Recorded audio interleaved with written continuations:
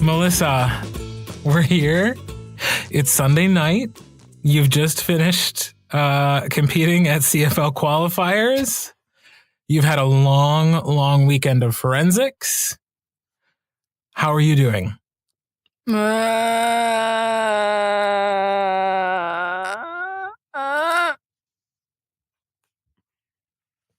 Very well. All right. So what we're doing is we're going to do a quick recap of our weekend, and then we're going to shoot it over to a conversation we had with Ben Kroll talking about Farrago that we actually recorded earlier in the week. Thank goodness. Yes. So for the listening audience at home. Yes. So for the listening audience at home, we will not make Malyssa do a full episode after a full weekend of competition. But we have to take a few seconds to try to gather our energy to talk about Friday night. What did we do Friday night? Exactly as enough energy to talk about this. Oh, we just went and saw a little concert by Miss Kelly Clarkson. One Miss Kelly Clarkson, Texas's very own Kelly Clarkson. And it was, what's the word I'm looking for? Perfect. Transcendent. Amazing. Yeah. Inspirational. Dance-filled. It was everything. It was great. I didn't realize how much I needed it until I think we were 3 songs into her set, and I was just like, oh, this just feels so good to have literally no worries and concerns in this exact moment. I thought about nothing but trying to remember the next lyric. Yeah, right. And trying not to punch the girl in front of me who wasn't dancing and did not appreciate my enthusiasm. I got some good footage of Malyssa dancing, so don't you worry. I will be releasing that to the world at some point in time. Thanks for telling me. Well, I just told you just now. It was so easy because I could record a bit of Kelly singing and then just move the phone over a little bit and look at Malyssa just living her life. It was great. I love going to concerts. Live music is one of my favorite things. Back when I was 22, I made a New Year's resolution to go to 1 concert a month for a whole year, and it was great. And I just lose myself in the music the moment you want it. I will never let it go. That was Eminem lyrics. You're very confused. I'm just going to tell you right away what it was. Yeah. So there's no reason to be ashamed. You paid for that experience. You're in a group of people who are also there to appreciate the artist you're there to see. I have loved Kelly Clarkson since I was in high school. She was a large part of my high school experience as Kurt and I were bonding over, singing Beautiful Disaster in our cars and crying. Yeah. So it was great, and it was exactly what I needed. And there were other forensics people there because our delightful friend Dave Winkler was there with his wife, and he had way better seats than us, which is to say he didn't have seats. He was in the pit. So he was up and it. And it was delightful to get to reminisce about the concert with him the next day. So, and it was great to get to be there and experience it with you. Yeah. Yeah. Must have been nice to get to talk to Dave Winkler about the concert. I didn't really get to do that. So I'm sorry you were busy. I was busy. So quick recap of Saturday then. Mm-hmm. Kaukauna. The Judges Lounge of the year. Never disappoints. Never disappoints. They have a formula. They stick to it. It's always amazing. I love those people.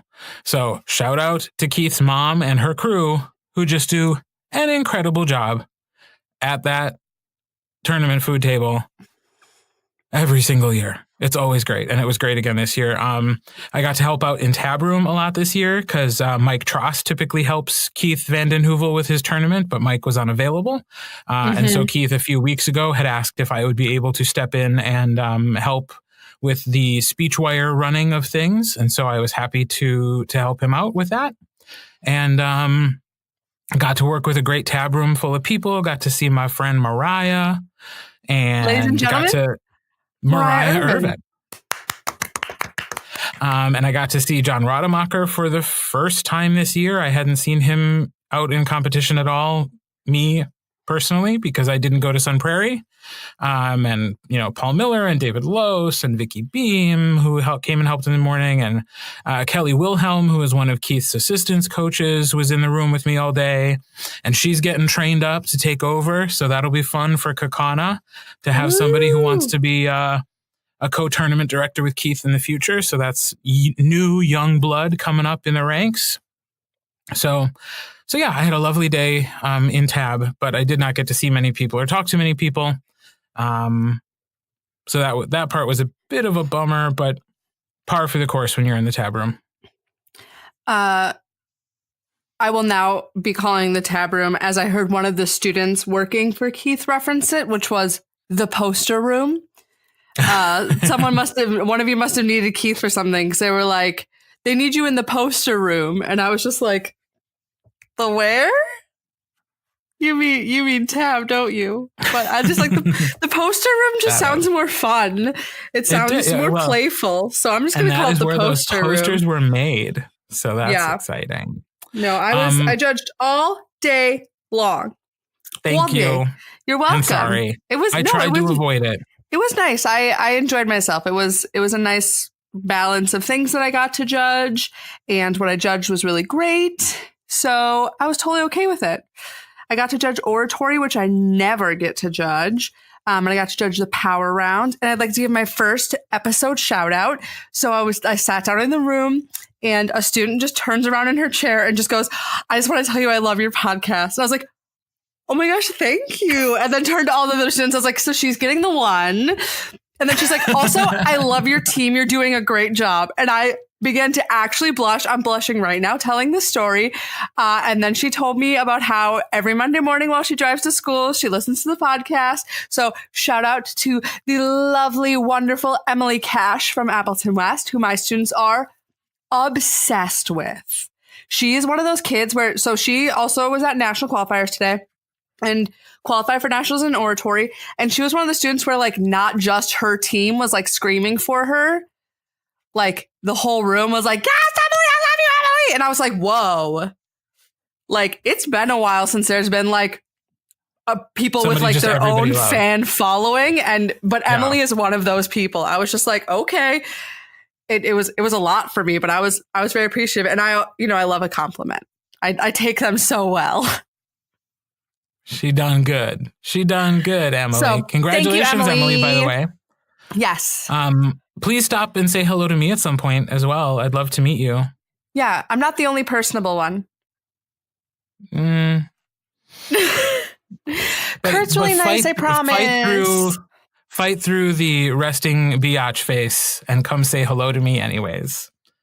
Yeah, otherwise come talk to me first, and then I'll like bring you to Kurt. Like I'll like help liaison you through. I'll middleman it. Yeah, that could go one of two ways. It could either be helpful, or because I'm so comfortable with you, I might just be like, "What? What are you doing?" "Oh, new person. Sorry." Hi. Yeah. And switch. But Kaukauna was delightful. So, I like that tournament. Kaukauna was great. And then you had competition all day today as well. Yeah. How'd that go? But I work the tab room for our diocese chair, Dave. So I was supposed to work the intake table, but I had told good new Kurt Heath at North that he should hire out his judging requirements so he could be available for the diocese meeting, which actually didn't end up happening until during final round. So he was free all day. So I just had him learn how to work intake and hang out with Kroll. And he looked at they learned, like Kroll walked him through some stuff on the NSDA website and introduced him to all sorts of people working tab. And so then I just was the monkey doing everything else that Dave needed me to do. So. Oh, that's great. It's good for Heath to start learning that stuff. New coach, gonna have to take over a tournament eventually. Yeah, boy. But it was fun to just be running around, and I love CFLs. I love the shakedown so much. And I love getting coaches getting to watch their kids get up on the board the way that we do it in our diocese, because every diocese is allowed to run it however they want. Some of them have a lottery system. Some of the coaches just go around and they choose who they want to send or bring to nationals. But we have an actual qualifier, and it's a long weekend for our students. Almost all of them competed 2 days in a row. Some of them are multiple entered today. And so it can be really tough. Also, in order to have the right amount of kids going to nationals, having 5 qualifiers and 2 alternates, we had to have some really big power rounds today. So we had some judges who lovingly, thoughtfully judged power rounds of 10 competitors in 10-minute categories. So it was very long for them, but we were very appreciative of it. And we ended up with a really great group of kids that we're sending to qualifiers or to nationals from qualifiers. So I'm excited, but I am. And congratulations, coach. You had a very strong showing. I did. I'm very proud of my babes. They did great. And even the ones who didn't necessarily qualify, I've got quite a few alternates that are in there and kids who might not have made it to alternate spot, but had a great showing today. But goodness gracious, I am so scooped out. I am going to end this recording with you and go to bed. Kirt, I'm wearing sweatpants. Oh, look, I'm looking at the sweatpants, ladies and gentlemen. She's not lying. She was wearing sweatpants. I never wear sweatpants.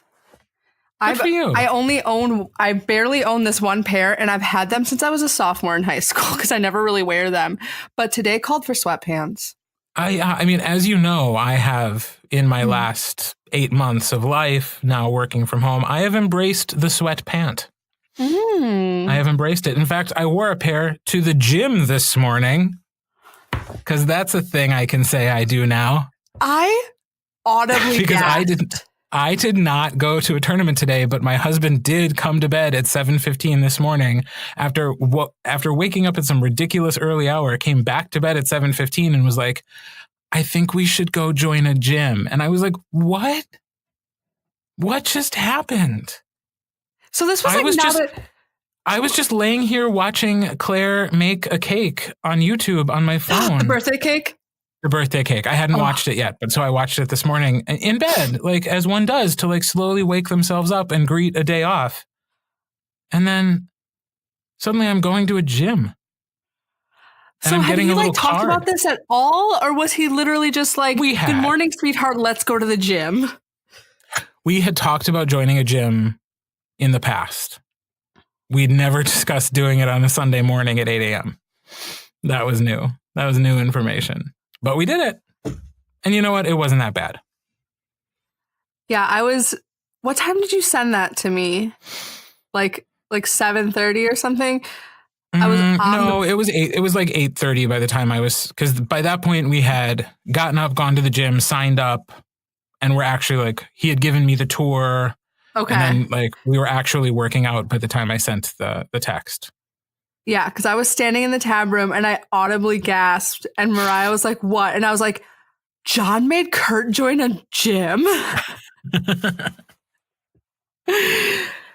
But then you got to have Starbucks. But I also got to have Starbucks today. So that's a benefit because I had to travel to the actual South pickup for the bus to meet up with my kids. Mm-hmm. So can I talk about the best thing I saw this week? Even though it's not a forensics piece, but just because it's really funny to me. Okay. I think I talked about this last year where at Kaukauna I had to judge in the basketball room. I just did air quotes because I don't know what to actually call it because I'm not an athlete or an athletic.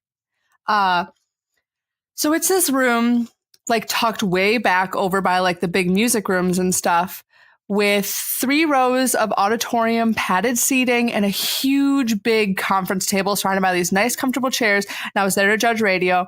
And there are also big pictures on the walls of these like collaged photos of both the guys and girls basketball teams. And so I walk in there, the lights turn on, and in the corner of the room, in one of the conference room table chairs, is just a mostly empty bottle of ketchup. And it is just sitting in the chair. Like it's sitting upright, like leaned into the back of the chair. Like it is actually like sitting in the chair. And I didn't know what to do. So I just made sure to reference it to every student when they walked in the room. They're like, where would you like me to sit? And I was like, you can sit right here. Also, don't mind the bottle of ketchup in the corner. It's here to cheer you on. It believes in you and your dreams. I said that to every single one of my competitors who came in. Just because I didn't want them to like accidentally look up at some point while they were like reading the radio thing and then make eye contact with a bottle of ketchup. And in weather, that's a bottle of ketchup. Yeah. In the corner by itself. I also have to call out Heath because while we were enjoying the beautiful Kaukauna breakfast, he went to get a bagel and put strawberry cream cheese on it. And it ended up being a jalapeno bagel. And watching him try to eat a jalapeno bagel covered in strawberry cream cheese was great for me. Oh, that was good. That's good. Oh, Heath. Oh, Heath. So much sometimes. But still delightful. We love and appreciate you, Heath. But I told you I was going to call you out on my podcast for being ridiculous because I have a podcast and you don't. There's so much to learn in your first year of being a coach. One of the most important things is smell the bagel before you put cream cheese on it. Yeah. Yeah. Always. Yeah. Rule number 2 on Forensics Faces. Yeah, always smell the bagel. Be nice to kids. Always smell the bagel. Smell the bagel. Oh, that's good. That might go on a t-shirt someday. We never know. Yay. All right. It's you're about exhausted. to be an even crazier week because it's my home tournament week. But the kids don't have school tomorrow because tomorrow's President's Day. So I'm getting a day not a day. I have to work, but I'm getting an evening tomorrow. Yeah. And I'm going to enjoy it and rest and relax.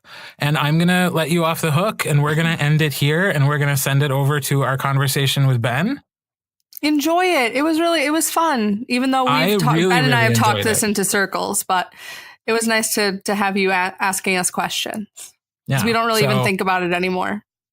So that's it.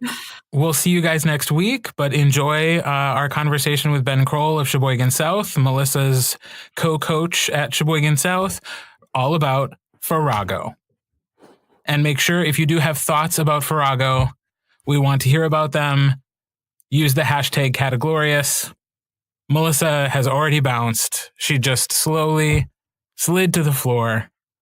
Good night, She is no everyone. longer in frame. That's a wrap on Forensics Faces this week from us, but you enjoy this conversation with Ben Kroll. Bye. Bye. Welcome, Ben Kroll, to Forensics Faces, or should I say welcome back, because you have actually been on the podcast once before. This is indeed my second appearance. Yes. Overachiever. Yes. So we're having Ben on the podcast because he reached out to us and wanted to help us dissect the category of Farrago. And I'll be honest, guys, Farrago is not my forte. And I have for years been listening to you guys discuss and talk about it, and I enjoy it. But I haven't made a lot of them. I haven't made any successful ones. So I'm really going to kind of let you two lead this discussion. And I'm just going to listen and learn and maybe ask questions. So let's start from the top. What is Farrago? Farrago is technically a kind of farming field. Yes, it is. So the reason that we call it Farrago and not program oral interp like literally nearly everyone else is because a Farrago field is a type of field where a farmer plants multiple types of crops in one single plot of land. So, like that plot of land, a Farrago performance is multiple genres of literature put into one program. And I have yet to get out of a Farrago round without telling that to all the people that I judge in Farrago because, as I've said before, I love fun facts. So that's first what a Farrago is a kind of field because we're just so agricultural. Mm-hmm. Well, and Farrago is such a strange way to refer to that category that actually in the first iteration of this podcast, when Ben was last on it, when I was just interviewing coaches, one of the things I would ask every coach was, what's a Farrago? And everybody had a different definition. Like we all had a different definition. Do you remember what you said, Ben? I don't remember. I do remember, though, that I had a card from the game Balderdash in which one of the quote-unquote obscure words that most people don't know was actually Farrago. And I wish I could remember what the definition on that card was. Yeah, I know I had a picture of it for the longest time, but I don't. Mhm. I probably don't still have it. But maybe I can look for it while you guys talk. I do remember from that conversation, because it stuck with me, and I've used it since. That Ben, you said Farrago was like the mixtape of interpretation for forensics. It very much is, and I like to approach Farrago that way. Would you like to expand on what that means? Yeah, because having grown up in like the 80s and 90s when making mixtapes was the thing that you did for your friends to show them how much you appreciated them, I made lots of mixtapes, and you always have to try to find ways for like one song to flow well into the next and things to kind of mesh together well, and it's not just like a choppy collection of songs, but something that builds into a more cohesive whole. And that's the way that I feel about Farrago. The pieces should mesh together. It's not like here is one piece, then I'm clearly ending it here, and now I'm starting something completely new. But it is, here is one piece that is kind of fading out and something that is coming to pick up the threads of that and continue on.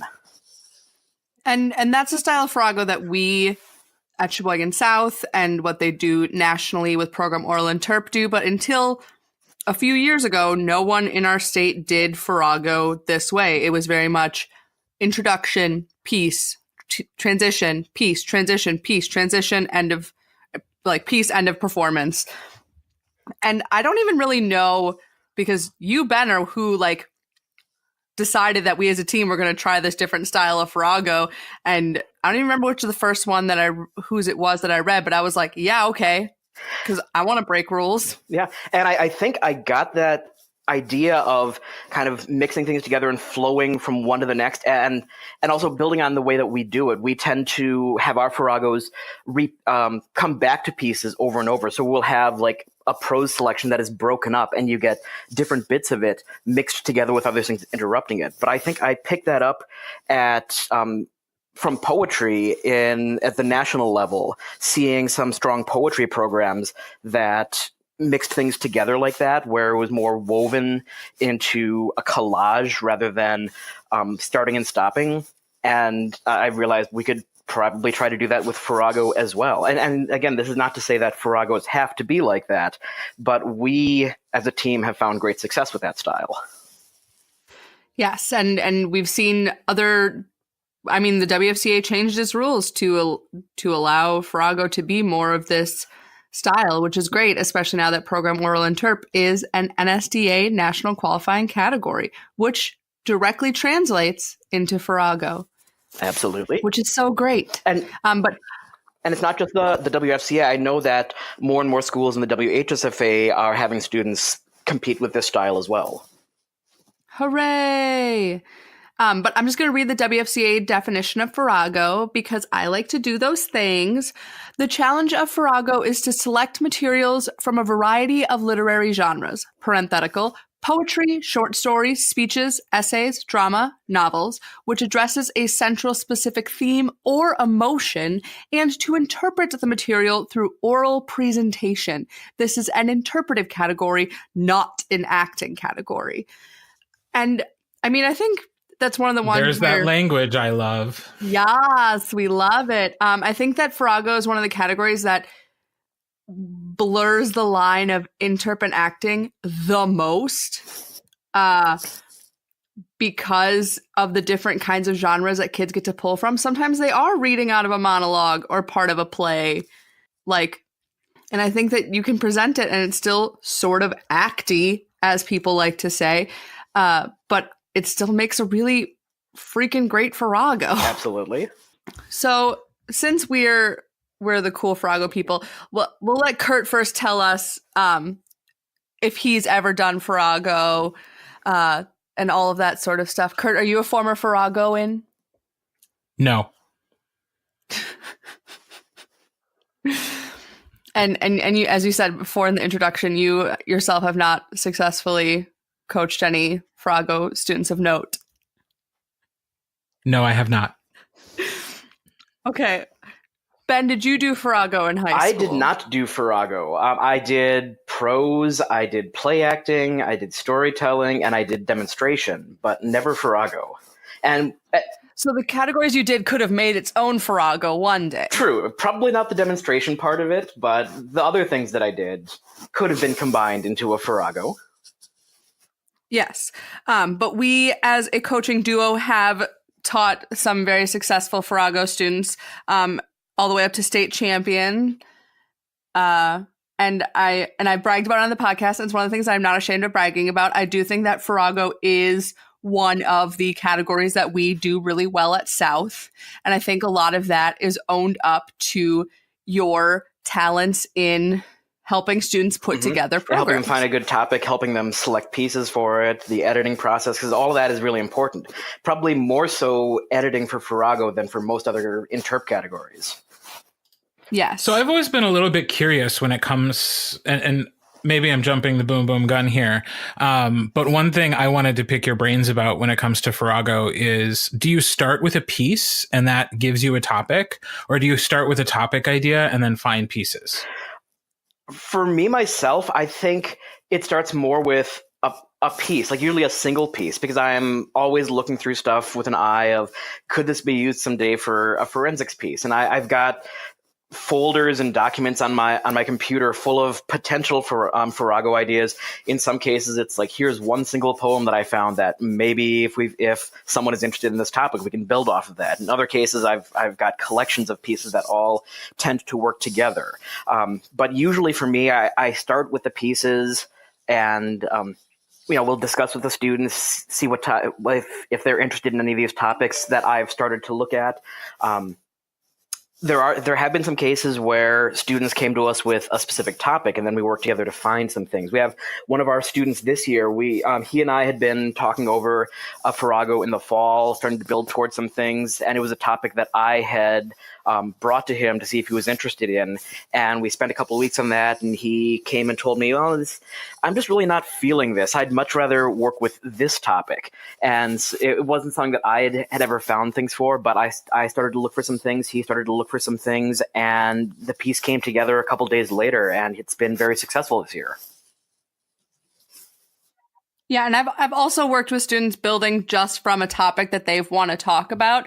Like I had a student a few years ago who wanted to talk about bisexuality erasure in media.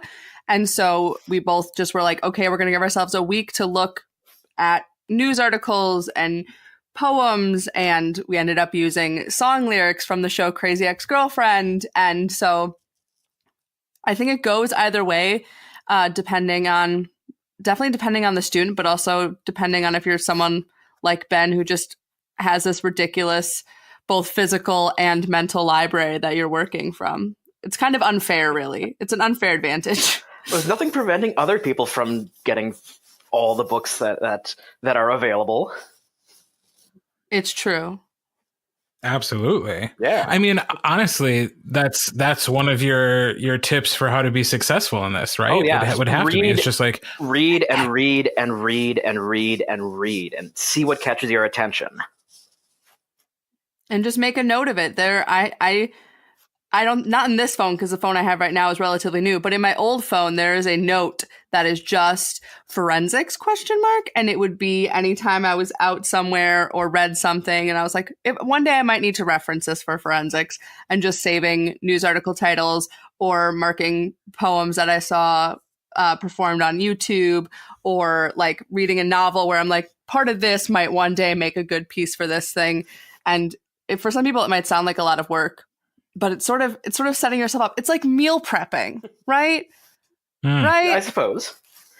But it's like meal prepping, you guys. It's like setting yourself up with the little nuggets you need to then eventually later build into a beautiful meal. But it takes some getting used to know, to be reading through things and be able to recognize what could potentially be a good Farrago piece. Because with the other categories, you need something bigger to build around. You need a complete story for prose or for a solo acting piece. You need a more substantial poem for poetry. But for Farrago, if you find one little nugget, something that like a 30-second poem, that could be the seed that you build a whole Farrago around, because it's all about the pulling in these different pieces that complement each other.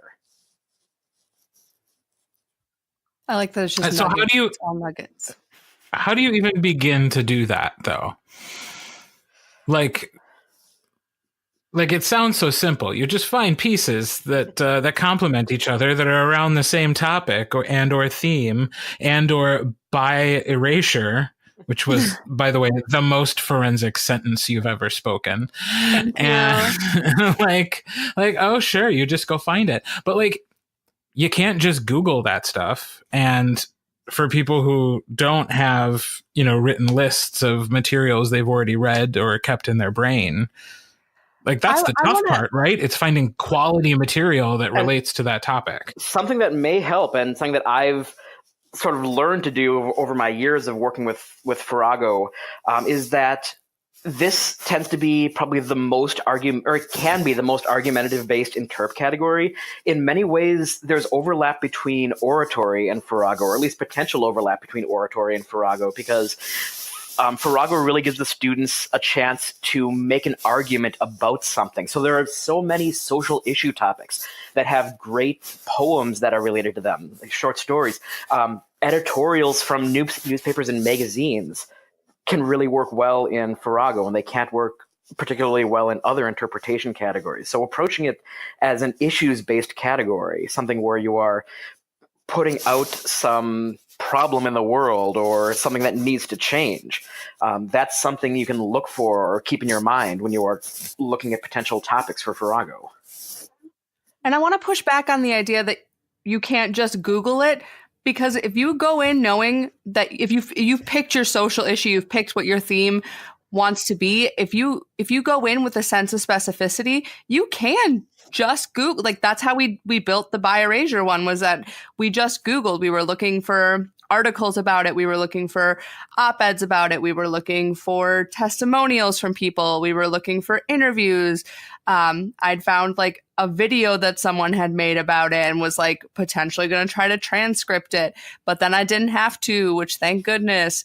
But if you go in, you can type in that topic and you can just write the word poem afterwards, essay, opinion, interview, and then results will show up. And it does take a lot of work, but then you get to go in and have something that, because the sources come from somewhere else, but you yourself are weaving it together, it is in its own way still kind of an original piece.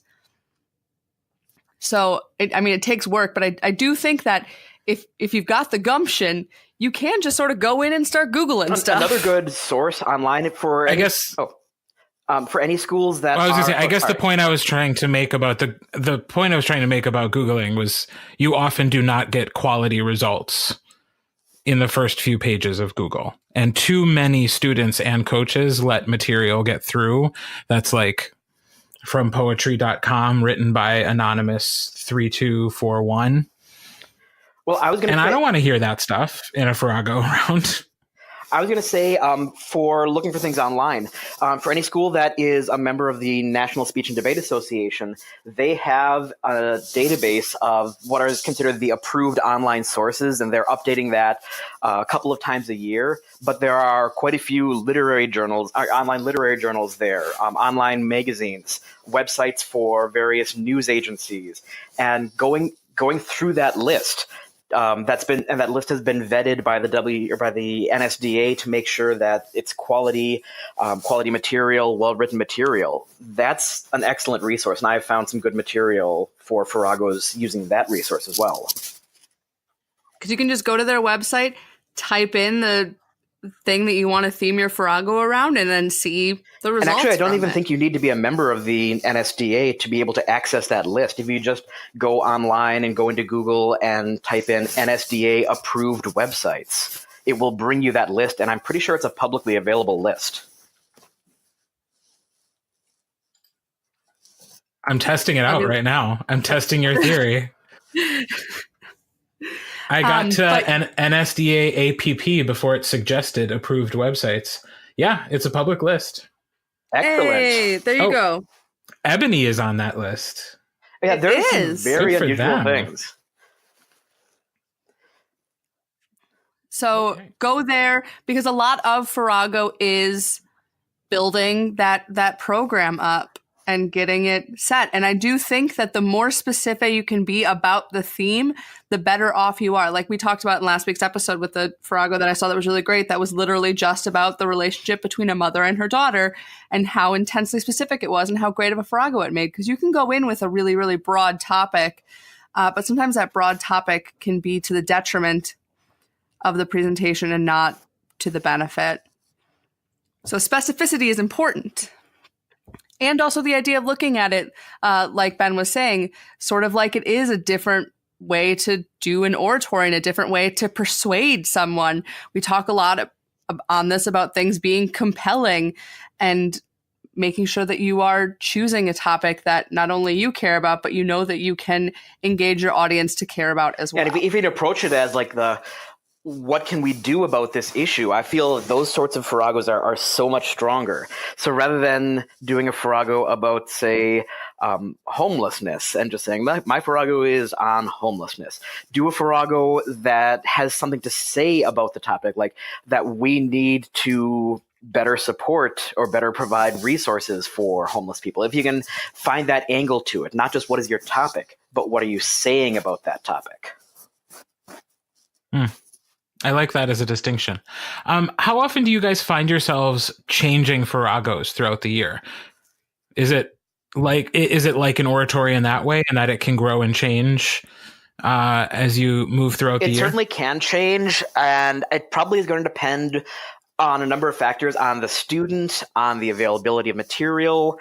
I know we've got 2 Farragos that we did some tweaking to them between the first and the second meet, or the second and the third meet, where we like pulled out one piece and substituted in another selection or changed the order of some of those things. But typically there isn't, at least as we run Farragos, there isn't a lot of change, but there are little tweaks. It's just small revisions.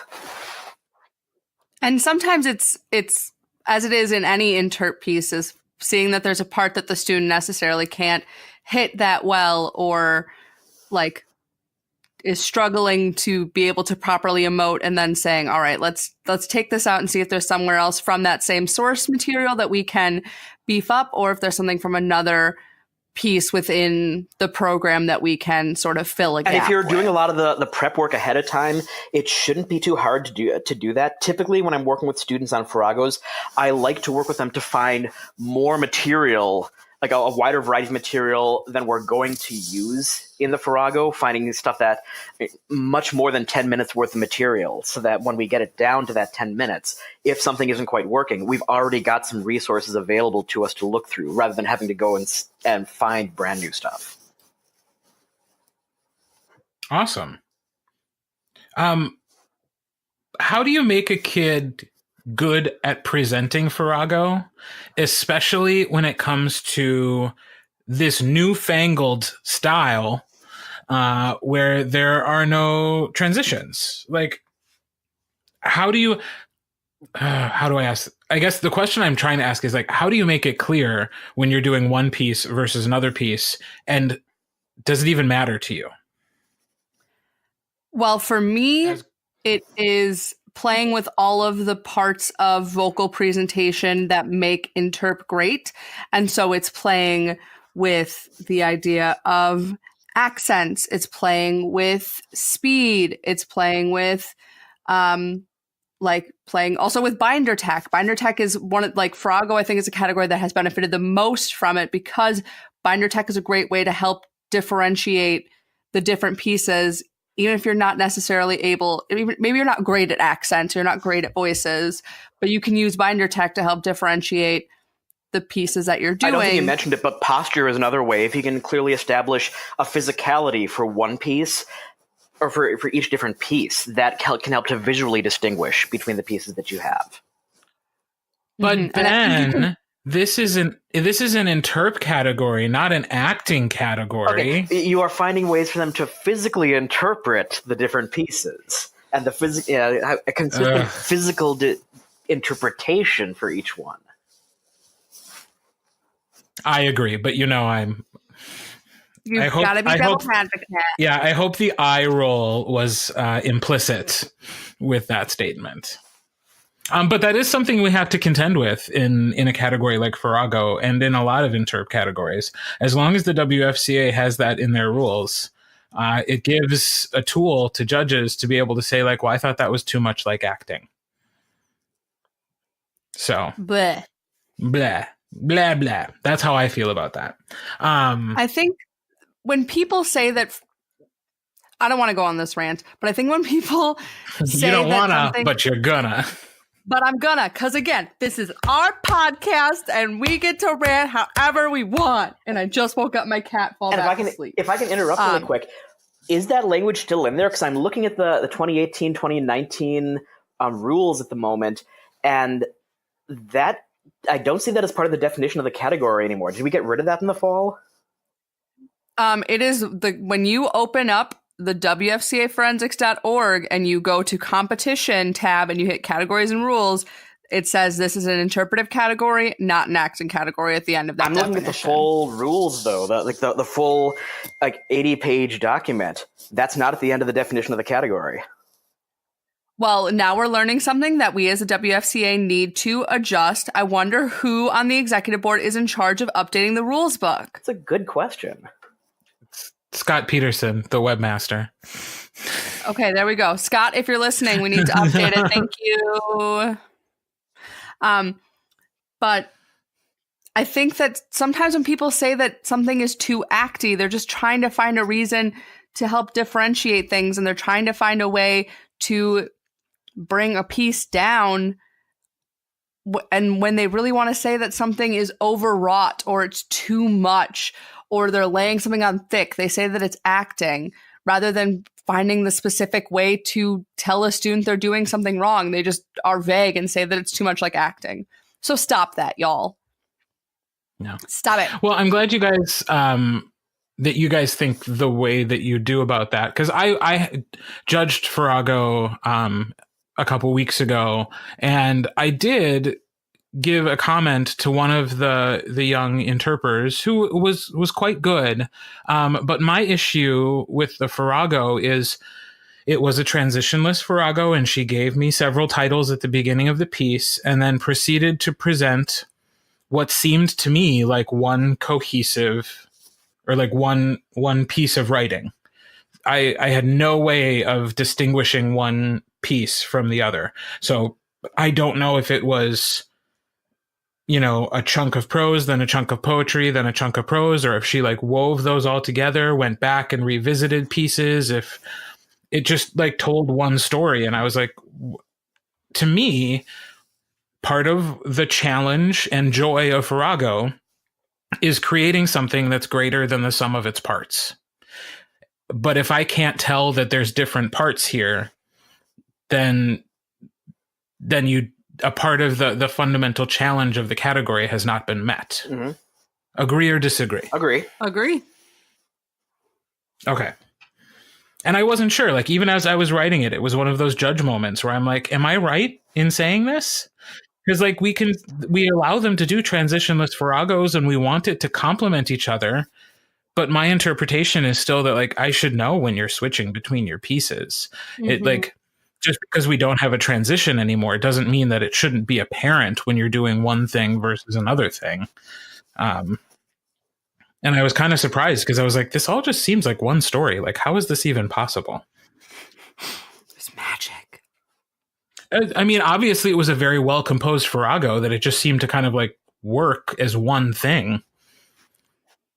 But I could never tell when it was switching between pieces. And hopefully that student was able to take your critique there and your comments and make some adjustments. Because it sounds like if she varied the style of the delivery from part to part, it would be a very, very strong performance.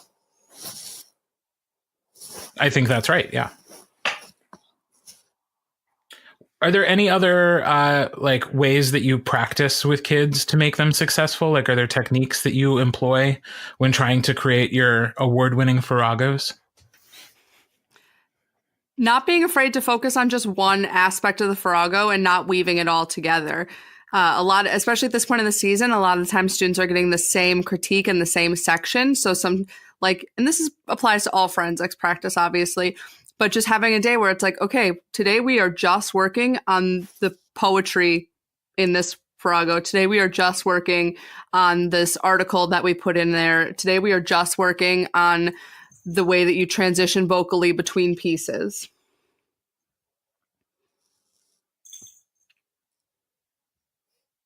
Anything to add, Mr. Kroll? I'm just, again, building on what Malyssa was saying, trying to focus on those transitions. And we haven't done this often, but I know there have been some times where we'll have a student read like the whole, or read something, and then I'm explaining this poorly, but maybe read through the whole piece in just one delivery, just to kind of solidify that particular delivery. Like if there's a particular style they use for their prose, have them read through the whole thing in that prose style delivery. Or have them just kind of like mix it up, and we'll tell them to do like one, or tell them to change to the style for something else. Like I said, we haven't done that often, but it's something we've tried. That's really interesting. I actually do something similar when I'm recording a book. If there's an accent that just shows up like infrequently, like I just was working on a book where there's a character who speaks with a French accent, but like the character only speaks like one line every 6 chapters. And so I would always have to like read just part of the chapter until I got the French accent decent enough that I could say that one line well. But I couldn't just like jump into the French accent because I wasn't using that.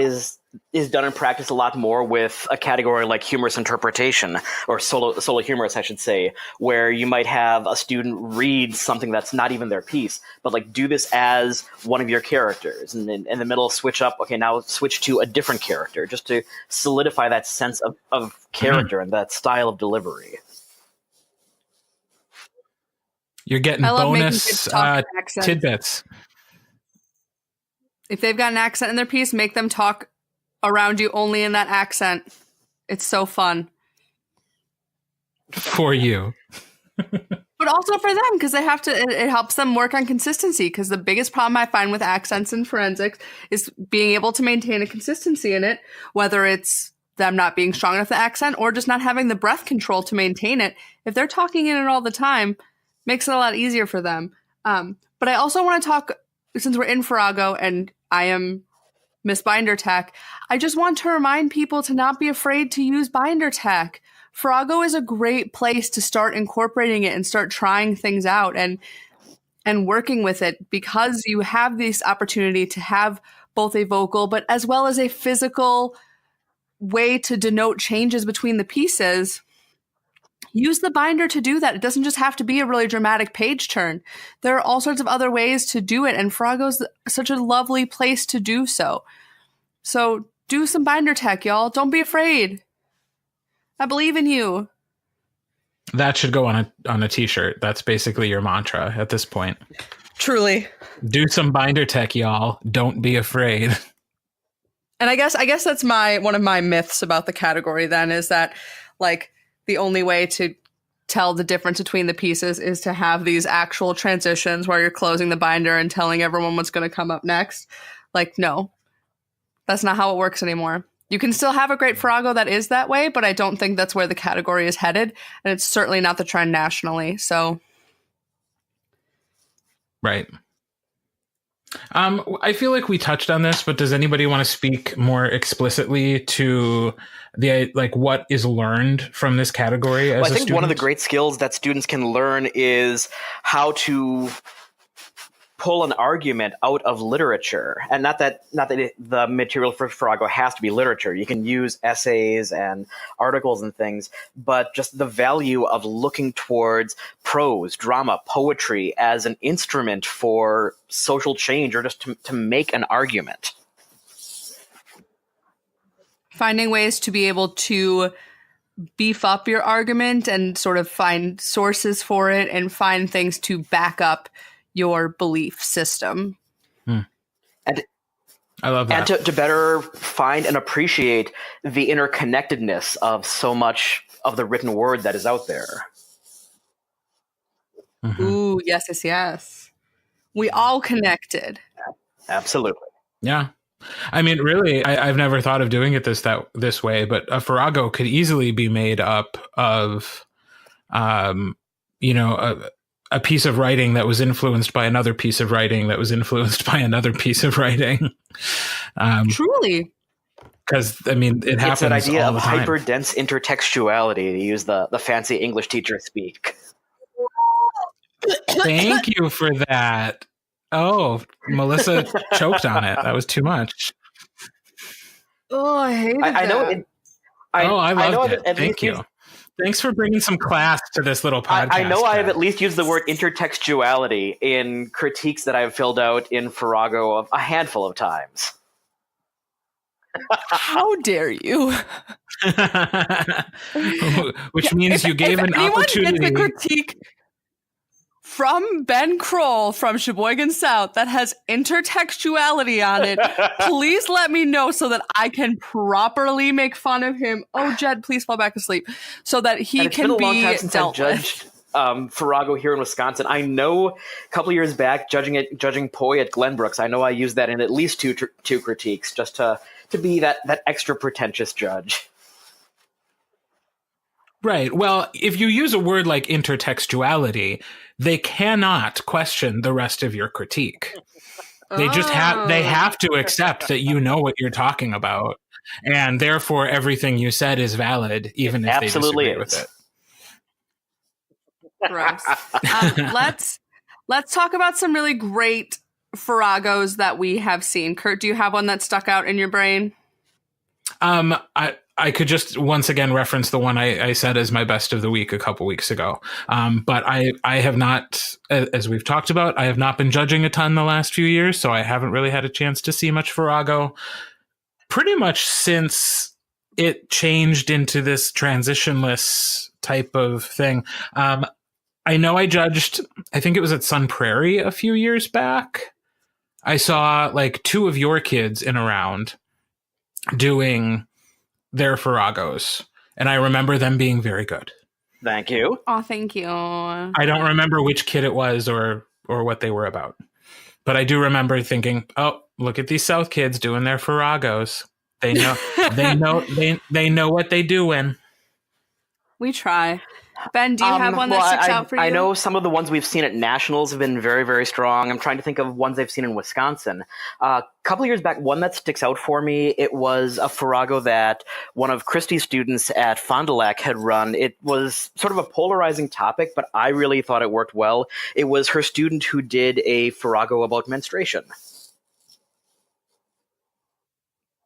Shout out Christy Knudsen. And just the way these pieces were blended together to get the audience to consider society's attitude towards it, especially myself as a male judge looking at this topic. Mm-hmm. I wonder if that was Bailey. I think that was Bailey Darling. And that piece was great. I got to read that piece. Christy and Bailey did a great job cutting that piece. But since we were talking about nationals, I am going to talk about POI, a program oral interpretation from the very first final round at NSDA Nationals, which was in 2016.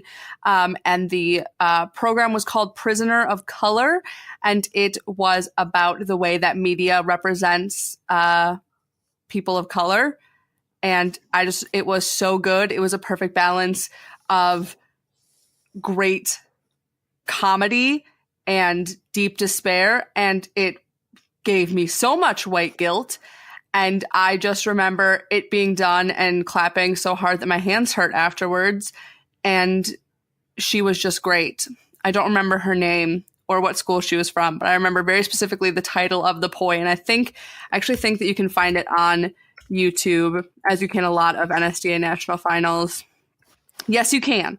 If you look up POI NSDA Finals 2016, it's one of the first things that shows up.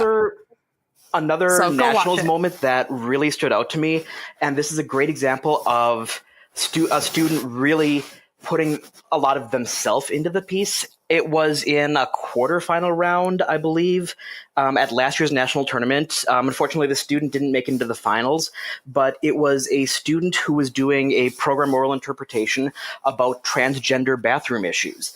And given the cultural climate at the time, the topic itself wasn't too surprising. I mean, it was great to see someone doing that.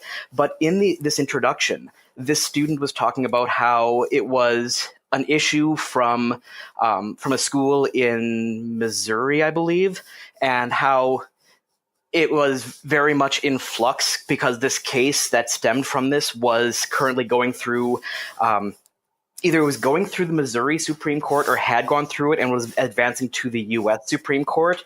And at the end of the student's introduction, they said something like, and in the next few weeks, depending upon how this case goes, I may be involved in one of the most important civil rights cases of the millennium. And it turns out that this student was the student at the heart of that case where a lawsuit was brought against their school in Missouri. So this is very much, it was a super personal issue for this student. Wow. And so basically what you're saying is if Farrago doesn't make you feel guilty for being a middle-class white guy, nothing will. Nothing will. But we love it. We love Farrago. If it hasn't been obvious, Ben and I love Farrago, and it's my favorite thing. Well, I say everything is my favorite thing, but it's definitely one of my favorite things as a coach to do. It's one of my favorite things to put together. It is one of my favorite things to practice and work with students about. It's one of my favorite things to judge.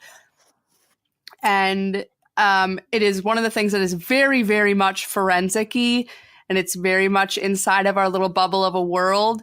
But it's a great way to look at the world outside of our bubble through the lens that is Farrago or program oral interpretation. Yeah, and I got to say, this has been so much fun for me just to listen to you guys talk about this, because I consider you guys experts on Farrago, certainly when compared to me. But you guys, if it's not out in the world already, I'll put it out there. Sheboygan South should have a reputation for creating really great Farragos. If nobody else has noticed that trend, it's happening. Oh my God, I'm blushing. It's out there. So any final thoughts on Farrago before we kick it to the outro?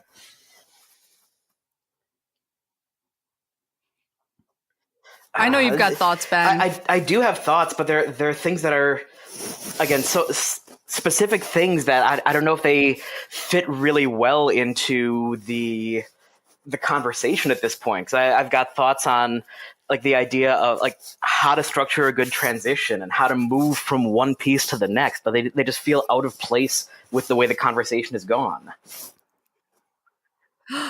Okay, well then how about this? Everyone needs to come talk to Ben. He loves social interaction. He loves making new friends. He loves being surprised by conversation. So what you'll do is you'll come up to me at a tournament because I'm the friendly one.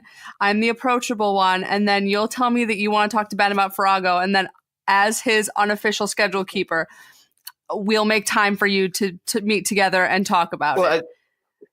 I'm actually glad we're not FaceTiming this conversation because you would have seen the face I made when you said you're the friendly one. Ben, am I or am I not the friendly one in our coaching I know relationship? I've said before, you're the one who's able to do the feels. Yes. I do the feels and the fun. And the Farrago. But if I can kind of shoehorn in some of the thoughts that I was trying to think of, just because as I was sitting home today, because we didn't have school, because we got all the snow overnight, just what are some of the ideas, some of the techniques and things of Farrago that I've come to understand. So I guess it's just random topics. But one of the things that I really enjoy in Farrago is that you can take a prose piece where there are like elements and great moments in this prose selection, but you can't necessarily flow well from one to the next. And so you have like these like vignettes that wouldn't fit together in a prose piece because you can't transition from vignette A to vignette B to vignette C. But in Farrago, you could start with that first vignette, have like a peak moment, and then switch to a poetry piece or something, and then come back to the prose piece, pick up with vignette B. And even though A doesn't lead into B well or logically, having that poetry piece in the middle kind of breaks things up. It's like in a TV show, if you've got a commercial break or something, where the big dramatic moment at the end of the first segment of the TV show doesn't necessarily connect to the start of the next one. That break will allow you to have all of those pieces together involved in that, if that makes sense. Yeah, it does. And it prompted me to think of this question, which I would like to ask now, and I will, and I don't know why I'm narrating this thought process. Do you think there's like a correct number of pieces to have in a Farrago? Like, can you over or underdo it when it comes to the number of different genres, or even just the number of pieces of writing you use? In terms of, I don't know if there's a correct number, maybe a range. Typically, I look for maybe 4 to 6 total sources, and some of those might be sources that are in the piece like for 30 seconds or so. Like there's sometimes where it's a poem that comments on something that has just come before it in prose. So you just break off and have this poetry that responds to something that was just said, and then you continue on with the main pieces.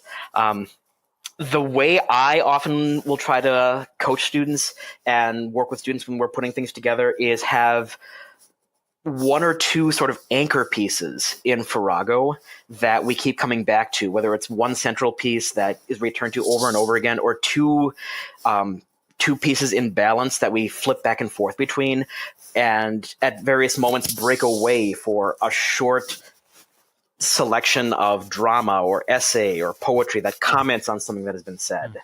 So it's usually 1 or 2 main pieces and 3 or 4 smaller pieces that get attached.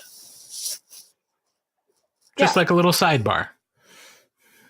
I think the only way that you would have too many pieces is when there are too many things for the student to try to remember in the introduction to list off. But I think the most we've ever done, I think there was one time where we had a student with 8 total. But I don't think that there is a such thing as too many unless they can't actually get them all out. But I think that Farrago should have at least 3. I think it should be 3 at the bare minimum. And then one other... it's funny you say Go ahead. I was going to say one other just little side comment or extra idea floating around in my head for Farrago to talk about. Something that I love to be able to do when I'm helping students edit their Farragos, and I've only really successfully done this a handful of times, but when you're doing those transitions, if you can find something where like the text, like the actual words in the text overlap a little bit, where it's like what you're saying at the end of one piece is the start of the next piece. And like I said, I've only managed to help students get that together a handful of times. We've got one of our Farragos this year has one transition like that, and I would feel so excited if I could find like a piece or a collection where it's everything goes together like that. But that's really difficult to do. Finding 1 or 2 moments. Yeah, I was gonna say. Now you're making it like one of those like a cappella battles from Pitch Perfect. Now, like now you're overachieving. So I'm really happy when we can find 1 or 2 moments, 1 or 2 transitions where we're able to do that. Awesome. Anything else? Because if you don't say it now, you might never get to say it on the podcast again. I'm trying to think how long ago it was. It was probably 2009, 2010. So it's going to be another 9 or 10 years before I get to come back on the podcast. Maybe. I don't know if you noticed, but have you checked your email? I did. I saw you and Malyssa? Found that Balderdash card. Yes, I did. And what does it define Farrago as, It's very small, so let me make it bigger. It says, a jumble or hodgepodge. And ladies and gentlemen, that's all Farrago really is. Yep. Yeah. What a perfect way to end.